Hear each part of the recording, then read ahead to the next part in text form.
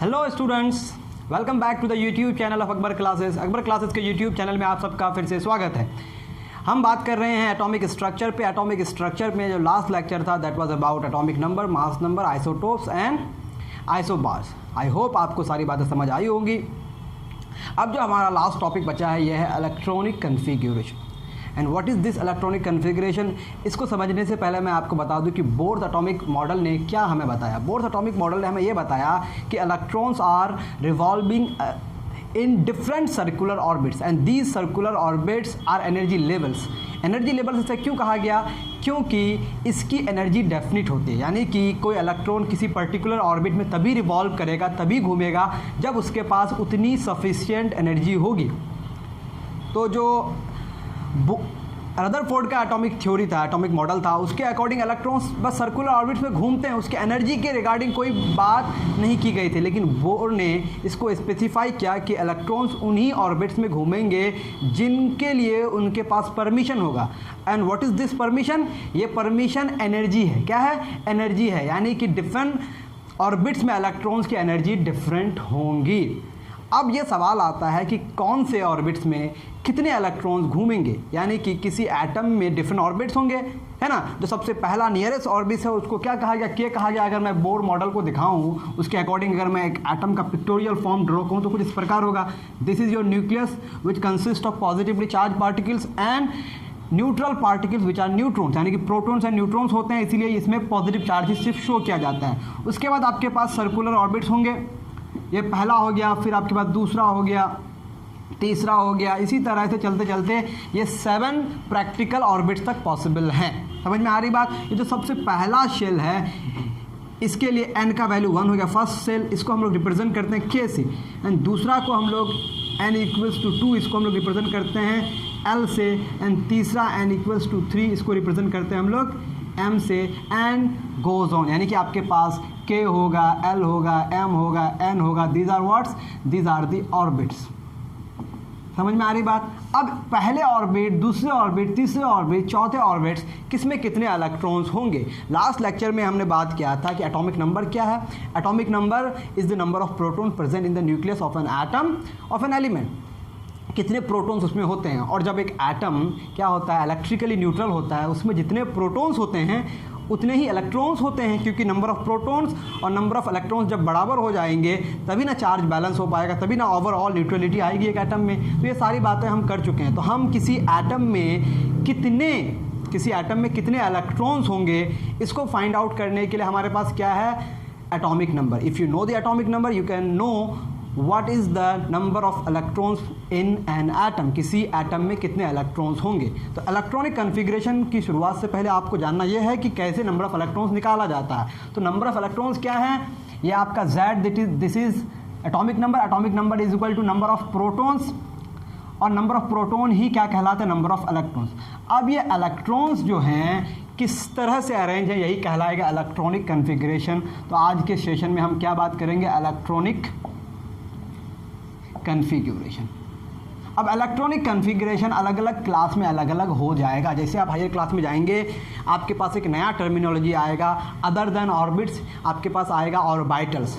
तो we are not talking about orbitals, हम बस ऑर्बिट्स की बात करेंगे कि जो सर्कुलर ऑर्बिट्स का जो कॉन्सेप्ट है which is a classical concept of atom. Atom का ये क्लासिकल कॉन्सेप्ट है जिससे बहुत सारी चीज़ें एक्सप्लेन हो जाती है, बहुत सारी चीज़ें एक्सप्लेन नहीं होती, यानी कि lots of properties can be explain with this model but there are lots of other properties which can not be explain with this model. So we have another model which is quantum mechanical model of an atom which is not the point of discussion. Okay, वो हमारा discussion का point नहीं है, वो हम लोग higher class में सीखेंगे। अब इलेक्ट्रॉनिक कन्फिग्रेशन मैंने क्या कहा? तो हम बोलेंगे अरेंजमेंट ऑफ, क्या बोलेंगे इसको? Arrangement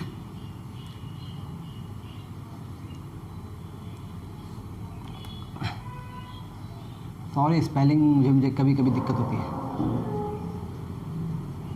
arrangement of electrons in different orbits. Okay, arrangement of electrons in different orbits according to certain rules अब ये रूल्स क्या हैं वो हम लोग वन बाय वन डिस्कस करेंगे। अकॉर्डिंग टू सर्टेन रूल्स, कुछ रूल्स होंगे, उसी के बेसिस पे हम इलेक्ट्रॉनिक कन्फिग्रेशन करेंगे। ओके, तो हमें क्या जानना पड़ेगा? Rules of electronic configuration. मैंने आपको बता दिया कि आप किसी एटम में नंबर ऑफ इलेक्ट्रॉन्स कैसे फाइंड आउट करेंगे। If you know its atomic number, you know it's number of electrons, very simple. अब इसके रूल्स क्या हैं? Rule number 1, rules of electronic configuration, EC। Electronic configuration को अब हम क्या लिखेंगे? EC, ठीक है। Number 1, rule number 1। अब देखें किसी शेल में, किसी पर्टिकुलर शेल में कितने इलेक्ट्रॉन्स होंगे, इसके लिए बहुत सारे एक्सपेरिमेंट्स किए गए। मैं ऐसा नहीं कि एक मैथमेटिकल फार्मूला दे दिया गया है बस, ऐसा नहीं है। इसमें बहुत सारे एक्सपेरिमेंट्स हुए हैं, उसके आधार पे इस तरह के फार्मूलेज बनते हैं। बट आपको वो तो नहीं जानना, आपको जानना है कि फार्मूला क्या है। फार्मूला क्या है कि total number of electrons, total number of electrons, total number of electrons, इसी को किसी किसी किताब में लिखा जाता है maximum number of electrons.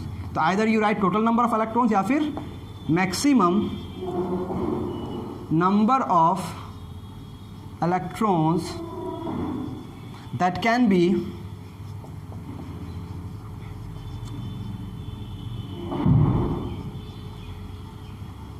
accommodated by a shell। इस शेल को आप क्या कहते हैं? ऑर्बिट भी कहते हैं और शेल भी कहते हैं, ठीक है। टोटल नंबर ऑफ इलेक्ट्रॉन्स और maximum number of electron that can be accommodated by a shell और orbit is given by 2n square। Okay, remember this is very very important, 2n square, you know this basic mathematics, 2n square, where n represents number of shell, यानी कि n के values क्या हो सकते हैं? n बराबर 1 हो सकता है, 2 हो सकता है, 3 हो सकता है, 4 हो सकता है, एंड सो ऑन। समझ पाए मेरी बात? क्योंकि नंबर ऑफ शेल को रिप्रेजेंट करता है ना, तो पहला शेल होगा, 0 शेल तो नहीं हो सकता है ना, या तो पहला शेल होगा या तो दूसरा शेल होगा। इलेक्ट्रॉन या तो फर्स्ट शेल में होंगे, या तो सेकंड शेल में होंगे, या तो थर्ड शेल में होंगे। तो पहला शेल में हो, दूसरा शेल में हो, तीसरा शेल में हो, किसी भी शेल में इलेक्ट्रॉन्स होंगे तो वो किस फार्मूला के अकॉर्डिंग उसमें रहेंगे? 2n स्क्वायर, यानी कि ये मैक्सिमम नंबर ऑफ इलेक्ट्रॉन्स होंगे। फॉर एग्जाम्पल आपका फर्स्ट शेल है, फॉर फर्स्ट शेल, पहला शेल की अगर बात करें, n इक्वल्स टू कितना हो गया? 1। तो इसमें 2n स्क्वायर अगर आप लगाएंगे, 2 इंटू 1 स्क्वायर दैट इज 2, यानी कि फर्स्ट शेल में कितने इलेक्ट्रॉन रखे जा सकते हैं? 2 electrons. 2 electrons can be accommodated by first shell. कितने इलेक्ट्रॉन्स भाई? 2 electrons. I think you are getting my point. अगर आपके पास दूसरा शेल हो, for second shell, second shell में n का वैल्यू कितना हो जाएगा? 2 हो जाएगा, यानी कि 2 इंटू 2 स्क्वायर, 2 2 ज़ा 4 2 ज़ा 8 electrons. Now you have got the point कि सेकेंड शेल में कितने? 8 इलेक्ट्रॉन्स। इसी तरह से if you are having the third shell, fourth shell, तो मामला क्या होगा? मैं इसको अब इरेज करता हूँ धीरे धीरे, आप चीज़ों को समझते जाएं और चीज़ें लिखते जाएं। समझ रहे हैं मेरी बात आप? उसी तरह से अगर आप n का वैल्यू 3 हो जाए, यानी कि थर्ड शेल, तो 2n स्क्वायर मतलब 2 इंटू 3 स्क्वायर, दैट इज़ 3 3 ज़ा 9 2 ज़ा 18 इलेक्ट्रॉन्स। बात समझ पाए मेरी? अगर n इक्वल्स टू 4 हो जाए तो 2 इंटू 4 स्क्वायर, 4 4 ज़ा 16 2 ज़ा 32 इलेक्ट्रॉन्स। अब इससे सिंपल क्या होगा? यानी कि अगर आपके पास k हो मतलब n इक्वल्स टू 1, l हो मतलब n इक्वल्स टू 2, अगर m हो n इक्वल्स टू 3, अगर n हो n इक्वल्स टू 4, तो नंबर ऑफ इलेक्ट्रॉन्स जो होंगे, मैक्सिमम नंबर ऑफ इलेक्ट्रॉन्स जो इसमें भरे जाएंगे वो कितने हो जाएंगे? पहला में 2, दूसरा में 8, तीसरा में 18, चौथा में 32।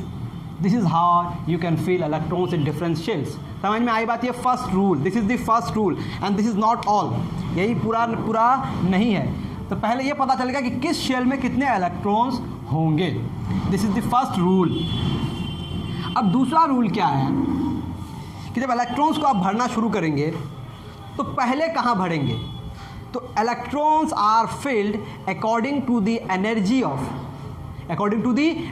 Of orbits. मैंने आपको लास्ट लेक्चर में बताया था बोर्स थ्योरी में कि जो शेल जो ऑर्बिट न्यूक्लियस के करीब होगा, न्यूक्लियस से क्लोज होगा, उसकी एनर्जी उतनी कम होगी। तो सबसे पहले मिनिमम एनर्जी वाले ऑर्बिट में इलेक्ट्रॉन्स भरा जाएगा। समझ में आ रही बात? यानी कि electrons are filled in different orbits in increasing order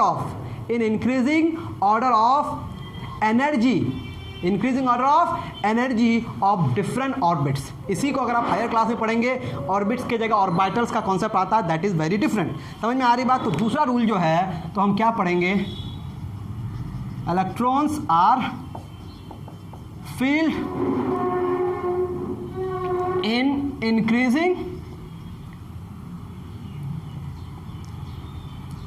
increasing order of energies of different orbitals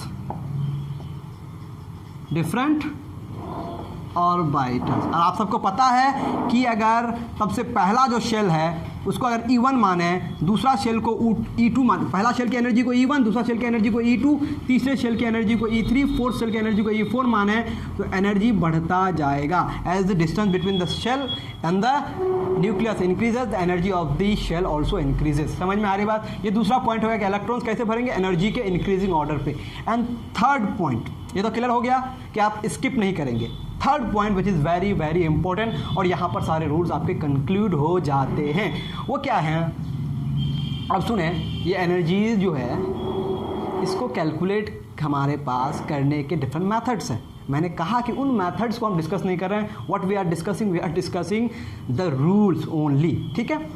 third rule, this is very very important, that will come in application. समझ में आई बात? ये आपके एप्लीकेशन में आएगा। वो क्या है कि जब आपके पास सबसे बाहर का शेल हो जाए, इलेक्ट्रॉन्स भर रहे हैं, अब आपके पास ऐसा शेल आ गया है जो सबसे लास्ट का हो, लास्ट शेल हो, उसके बाद और शेल नहीं है, तो उस शेल में आप कितने इलेक्ट्रॉन्स भरेंगे? समझ में आई बात? तो मैक्सिमम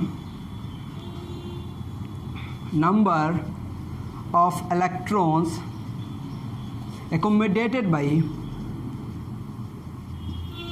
एकोमोडेटेड को सिंपली आप फील्ड लिख सकते हैं। मैं एकोमोडेटेड लिख रहा हूँ, this is standard. Maximum number of electrons accommodated by an outer most shell.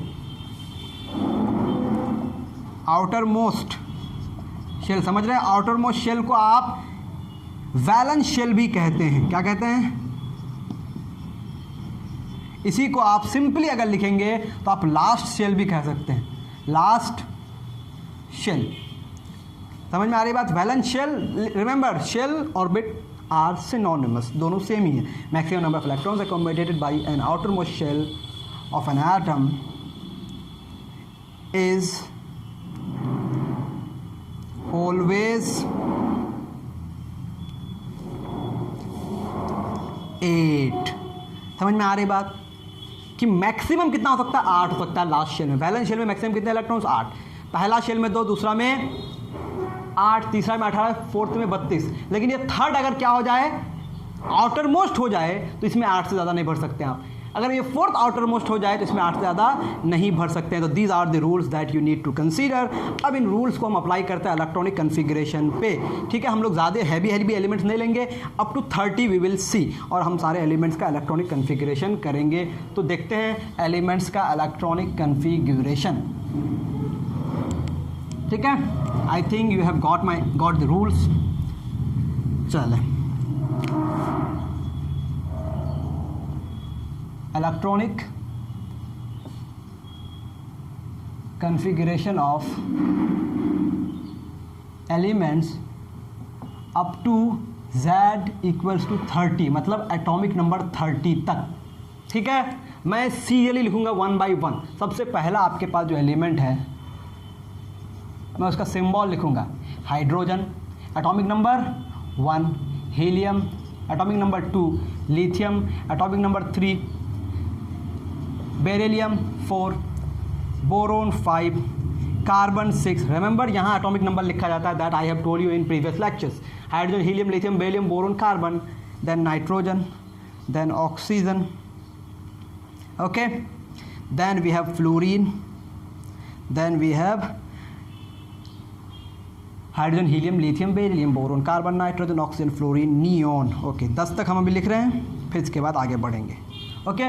हमारे पास इलेक्ट्रॉनिक कन्फिग्रेशन जब होगा तो हम लोग क्या करेंगे, डिफरेंट शेल्स में इलेक्ट्रॉन रखेंगे, के में रखेंगे, एल में रखेंगे, एम में रखेंगे, एन में रखेंगे, जिसकी ज़रूरत पड़ेगी। पहला शेल में 2 इलेक्ट्रॉन हो सकते हैं, दूसरा में 8 हो सकते हैं, तीसरा में 18 हो सकते हैं, चौथा में 32 हो सकते हैं। This is the rule, basic rule.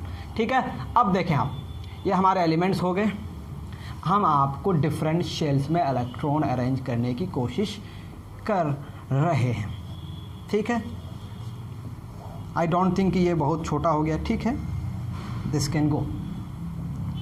चले बेटर।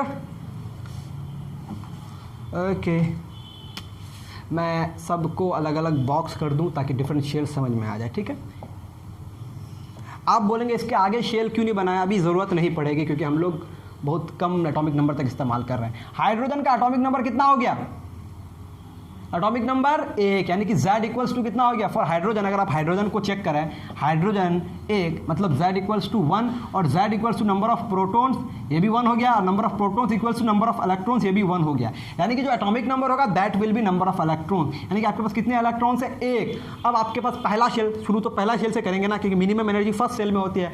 पहले शेल में कितने इलेक्ट्रॉन भरे जा सकते हैं, 2 electrons. 2 electrons can be filled in first shell, but you are having only 1 electron, तब भी तो भरना पड़ेगा ना। फॉर एग्जाम्पल आपके पास एक क्लासरूम है, उस क्लासरूम में है ना, लेट्स टेक कि हमारा जो क्लासरूम है एक बार क्लासेस का, इसमें 20 बच्चों की बैठने की कैपेसिटी है, बट अगर 10 बच्चे आएंगे वो तो बैठेंगे ना। तो मैक्सिमम कैपेसिटी मतलब वो कितना मैक्सिमम हो सकता है, लेकिन उससे कम भी होने से उसमें फिल किया जाएगा। तो 1 इलेक्ट्रॉन है तो 1 इलेक्ट्रॉन को हमने फिल कर दिया, इलेक्ट्रॉनिक कन्फिग्रेशन हो गया। अब यही इसका पहला शेल है, यही इसका लास्ट शेल है। समझ में आ रही बात। तो अब हम लोग क्या डिफाइन करेंगे, वैलेंस शेल। हाइड्रोजन का जो वैलेंस शेल होगा, वैलेंस शेल, वैलेंस शेल किसे कहे अभी हम लोग, outer most shell. Valence shell कौन सा हो गया, फर्स्ट। समझे बात, वैलेंस शेल फर्स्ट का मतलब n इक्वल्स टू 1। तो वैलेंस शेल हाइड्रोजन का एक ही है। नंबर ऑफ शेल कितने हैं हाइड्रोजन के पास, 1, और वैलेंस शेल कौन सा है, वही उसका वैलेंस शेल है। तो हाइड्रोजन के साथ बहुत यूनिक बातें हैं। Hydrogen atomic number 1, number of protons 1, number of neutrons 1, अगर वो प्रोटियम है तो न्यूट्रॉन भी नहीं है ना। पहले एक ही शेल उसके पास है और एक ही उसका वैलेंस इलेक्ट्रॉन भी होगा। अब रिमेंबर, वैलेंस शेल में जो इलेक्ट्रॉन्स होंगे उसको हम लोग बोलेंगे वैलेंस इलेक्ट्रॉन। क्या बोलेंगे, वैलेंस इलेक्ट्रॉन्स। क्या बोलेंगे, वैलेंस इलेक्ट्रॉन्स। समझ रहे हैं मेरी बात। तो number of electrons present in valence shell of an atom. किसी एटम के वैलेंस शेल में कितने इलेक्ट्रॉन्स प्रेजेंट हैं। तो for hydrogen this is the valence shell, this is the only shell and the valence shell. तो इसका valence electron कितना हो जाएगा, वैलेंस इलेक्ट्रॉन ऑफ हाइड्रोजन अगर आप देखेंगे तो कितना हो जाएगा, 1 हो जाएगा। क्लियर हो रही है मेरी बात। Valence electron of hydrogen 1। कि वैलेंस इलेक्ट्रॉन क्या है, number of electron present in valence shell. और वैलेंस शेल किसे कहते हैं, आउटर मोस्ट शेल, सबसे आखिरी का shell. I think this is very much clear. Now we have helium. क्या है हमारे पास, हीलियम। हीलियम का एटॉमिक नंबर 2, मतलब हमारे पास इलेक्ट्रॉन्स 2 और 2 हमारे पहला शेल में कैपेसिटी है, 2 इलेक्ट्रॉन हमने भर दिया, कंप्लीटली फिल्ड। समझ में आ रही बात। अगर आप इसका वैलेंस इलेक्ट्रॉन देखना चाहेंगे तो वैलेंस इलेक्ट्रॉन कितना हो जाएगा। ओके, यहाँ हमारी खाली जगह है तो यहाँ हम लिख सकते हैं ना, चलिए यहाँ नहीं लिखते हैं। तो हीलियम के लिए अगर आप वैलेंस इलेक्ट्रॉन लिखेंगे, VE में वैलेंस इलेक्ट्रॉन लिख रहा हूँ, 2 हो गया ना। उसकी कैपेसिटी भी 2 है क्योंकि फर्स्ट शेल में है। फर्स्ट शेल में 2 इलेक्ट्रॉन भरे जा सकते हैं और दोनों के दोनों वो फील्ड है, कंप्लीटली फील्ड। इसको आप क्या बोलेंगे, कंप्लीटली फील्ड। ओके, लिथियम पहला शेल में, लिथियम का एटॉमिक नंबर 3, मतलब कितने इलेक्ट्रॉन्स, 3 इलेक्ट्रॉन। पहला शेल में 2 इलेक्ट्रॉन भर देंगे तो एक बच गया, वो अगला शेल में भर देंगे। तो कितने शेल हो गए इसके पास, 2 shell. The atom of lithium has 2 shells. कितने shells, 1 and 1, that is 2 shells. अब ये लास्ट शेल है, दिस इज वैलेंस शेल। तो लिथियम का अगर आप वैलेंस इलेक्ट्रॉन देखेंगे तो कितना हो जाएगा, 1। समझ पाए मेरी बात। आई think this is very much clear. 1 हो गया। तो हाइड्रोजन और लिथियम में सिमिलरिटी है कि नहीं, क्या सिमिलरिटी है, दोनों के पास एक वैलेंस इलेक्ट्रॉन है। I think you are getting my point. Okay, अब आप मामला समझ गए वैलेंस इलेक्ट्रॉन क्या होता है, वैलेंसी क्या। अब वैलेंसी बाद में हम लोग देखेंगे। अब बेरिलियम आपके पास है, क्या बेरिलियम, 2 2 क्योंकि इसके पास 4 है, इसके पास 8 की कैपेसिटी है, 5 2 3 6 2 4 7 2 5 8 2 6 9 2 7 10 2 8। इसकी कैपेसिटी ख़त्म हो गई ना। इसके बाद जो एलिमेंट्स आएंगे अब ये इसके बाद जाएंगे। आई थिंक आप मेरी बात बिल्कुल समझ रहे हैं। नियोन तक मामला हो गया कि नहीं? नियोन तक चले। अब जब नियोन तक हो गया तो हम आगे बढ़ते हैं।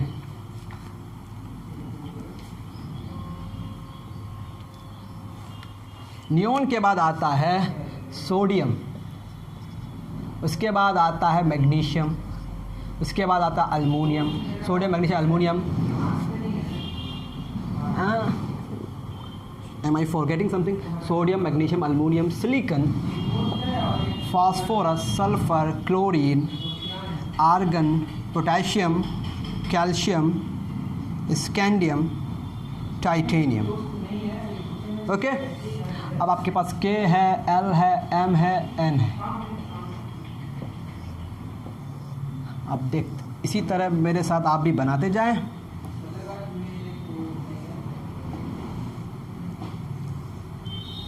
अब ज़रूरी नहीं है कि इस तरह के बॉक्सेस बनाने ज़रूरी है, मैं बस सिस्टमेटिक तरीके से थोड़ा सा कोशिश कर रहा हूँ।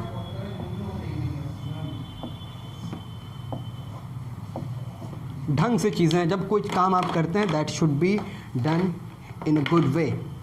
ओके, सोडियम का एटॉमिक नंबर 11 है, मैग्नीशियम का 12, अल्मोनियम का 13, सिलिकॉन का 14 एंड 15, 16, 17, 18, 19, 20, 21, 22। ओके यहाँ तक 8 हो गया। सोडियम के पास 11 है, 2 8 10 और जो एक्स्ट्रा है वो यहाँ आ गया 11। ओके मैग्नीशियम का 2 8 2 2 8 3। रिमेंबर ये इलेक्ट्रॉन्स कहलाएंगे वैलेंस इलेक्ट्रॉन।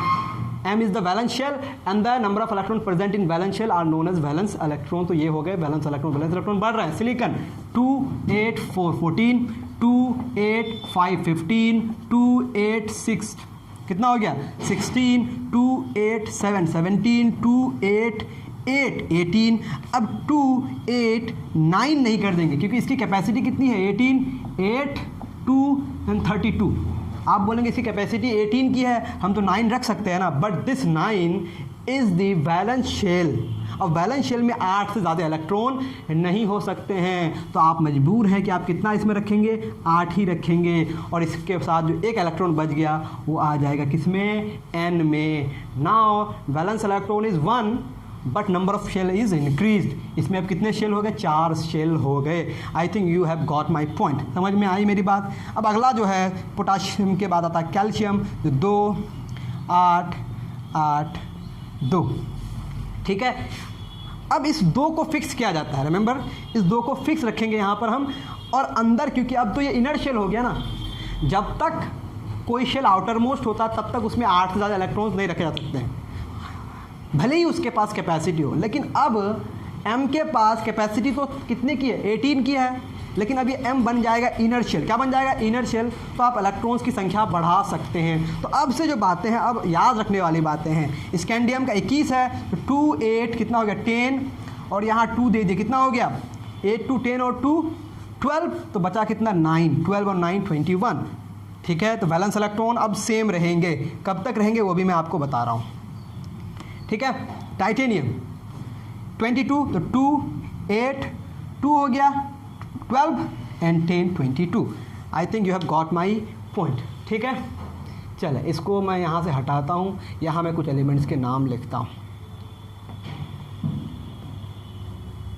चले ठीक है चले टाइटेनियम के बाद आता है vanadium, chromium, manganese, iron, cobalt, निकल, कॉपर, जिंक। 30 तक हो गया। Vanadium 22 23 24, chromium manganese 25, iron 26, cobalt 27, निकल 28, copper 29 and zinc 30। Okay I think आपको बात बिल्कुल समझ आ गई है। टाइटेनियम में कहाँ तक पहुँचे हम लोग 2 8 10 2 2 8 10 2। तो यहाँ तक वेनेडियम में 2 8 है ना, यहाँ 2 ही होगा, यहाँ कितना हो जाएगा 11, क्योंकि इसमें कैपेसिटी 18 की है, तब तक 18 नहीं पहुँचेंगे, तब तक हम काम करते रहेंगे। बट जब आती है क्रोमियम की बात, इसको आप भी सर्कल करते हैं, स्टार लगा दें, this is very very exceptional properties है इसमें, जिसकी वजह से इसका इलेक्ट्रॉनिक कन्फिग्रेशन थोड़ा सा वेरी कर जाता है। यहाँ 2 रखेंगे, 8 रखेंगे, यहाँ 2 का जो ट्रेंड चल रहा था इसको 1 कर देंगे, 1 हो गया, तो यहाँ कितना होना चाहिए था, 12 होना था, लेकिन अब 13 हो जाएगा। गिनके देखिए 13 और 1 14 और 2 16 और 8 24। समझ में आई बात? तो ये क्रोमियम के साथ स्पेशल केस है। एक और स्पेशल केस आएगा अप टू 30, वो देख लेंगे। मैग्नीज 2 8, फिर से 2 यहाँ हो जाएगा और यहाँ 13 ही रहेगा। आयरन के लिए 2 8, यहाँ 2 ही रहेगा, यहाँ 14 हो जाएगा। 2 8, यहाँ 15 हो जाएगा और यहाँ 2 ही रहेगा। आई थिंक आपको बात समझ आ रही है। देखें, मैं बार बार वैलेंस इलेक्ट्रॉन, वैलेंस शेल, ये सब चीज़ें नहीं लिख रहा हूँ, आप समझ जाएंगे कि इसका ये वैलेंस शेल, लास्ट इलेक्ट्रॉन जिस शेल में जा रहा है वो वैलेंस शेल हो गया, और वो जो इलेक्ट्रॉन्स हैं नंबर, वो कहलाएंगे valence electrons. And these valence electrons are very very important for the chemical behaviour of every element. यही इलेक्ट्रॉन्स किसी एलिमेंट के केमिकल बिहेवियर को रिप्रेजेंट करता है। तो फॉर यू आपको ये सारी बातें बहुत अच्छी तरह से समझनी है, क्योंकि इससे आप वैलेंसी भी निकालते हैं। तो वैलेंसी भी हम लोग देख लेंगे एक पॉइंट में, ठीक है। चलिए, निकल 2 8 कितने 28 है, 2 8, यहाँ 2 हो गया, 12 हो गया। अब यहाँ 16 करेंगे तब ना 28 होगा, 16 और 12 28। Copper, this is also exceptional, इसमें भी एक्सेप्शनल बात होगी। यहाँ भी मैं बता दूँ, 4th सेल में 1 ही इलेक्ट्रॉन होगा, 2 8 1, और यहाँ कितना हो जाएगा 18 हो जाएगा। अब आप देख सकते हैं ये 1 क्यों हो गया, क्योंकि इस 1 की वजह से यहाँ पर इसमें पूरा फिल हो गया। और जब कंप्लीट फिल हो जाता है ना कोई शेल, तो उसकी एनर्जी घट जाती है। एनर्जी घटने का मतलब उसमें स्टेबिलिटी आ जाती है, वो ज़्यादा स्टेबल हो जाता है। तो दिस इज़ मोर स्टेबल। अगर यहाँ 2 लिखते हैं, यहाँ 17 लिखते तो स्टेबिलिटी नहीं होती। अगर यहाँ 18 है, यहाँ 1 है, तो स्टेबिलिटी आ गई है। जब ऑर्बिटल के कॉन्सेप्ट को पढ़ेंगे ना, ये आपको बहुत अच्छी तरह से विजुलाइज होगा और you can understand the concept. Okay, अब हमारे पास है जिंक, बस सेम हो गया, 2 8 18 2। आई think you have got all the things, आपको सारी बातें समझ आ गई। अपार्ट फ्रॉम ऑल दिस, अब मैं एक छोटी सी बात डिस्कस करना चाहूँगा, दैट इज़ वैलेंसी। नहीं, वैलेंसी के लिए हमको लगता है इस चैप्टर में वैलेंसी का डिस्कशन बिल्कुल ही नहीं है। ओके, वैलेंसी नहीं है इस चैप्टर में आपका, ठीक है। आप नेक्स्ट चैप्टर में वैलेंसी पढ़ेंगे। आप इसके बाद इसमें जो एक्सरसाइजेज हैं, इसमें जो कॉन्सेप्ट एप्लीकेशन है, जो क्या उसको कहते हैं, विंग है, एग्जामिनेशन विंग वगैरह, कंपटीशन विंग, इसके क्वेश्चंस को आप देखेंगे। कोई भी अगर आपको डाउट्स होते हैं तो आप डाउट्स को कमेंट सेक्शन में लिख देंगे, ठीक है, या फिर आप जो अकबर क्लासेस का कॉन्टैक्ट नंबर है उस पर मैसेज करेंगे या ईमेल करेंगे, आपको सॉल्यूशन के साथ वीडियो मिल जाएगा। तो अगर आपको सॉल्यूशंस भी चाहिए तो आप बता सकते हैं कि यू नीड सॉल्यूशंस, मैं सॉल्यूशंस पे भी वीडियो बनाने की कोशिश करूँगा। और या फिर अगर आप खुद क्वेश्चंस को अटैम्प्ट कर सकते हैं, that is very very good for you, क्योंकि हम चाहते हैं कि हम जो थ्योरी पढ़ाते हैं, इस थ्योरी के बाद आप क्वेश्चंस खुद बनाएं। समझ में आ रही बात? तभी ना मुझे बिलीव होगा कि नहीं, मैं जो पढ़ा रहा हूँ इसका अप्लाई आप क्वेश्चन बनाने के लिए कर सकते हैं, अदरवाइज़ मेरा पढ़ाना बेकार हो जाएगा। तो मेरे से पढ़ने के बाद आप क्या करें, जितने सारे क्वेश्चंस पियर्सन में दिए गए सारे क्वेश्चंस को अटैम्प्ट करें। कहीं डाउट्स अगर आपको होगा तो आप उन डाउट्स क्वेश्चंस को किसी भी वीडियो में कमेंट कर दें, हम उसके लिए डिफरेंट वीडियोस बना देंगे सो दैट आपके डाउट्स क्लियर हो जाए। आज हम इस चैप्टर को पूरी तरह ख़त्म कर चुके हैं। This was electronic configuration. कोई भी दिक्कत हो आप कमेंट सेक्शन में लिखें। Thank you very much.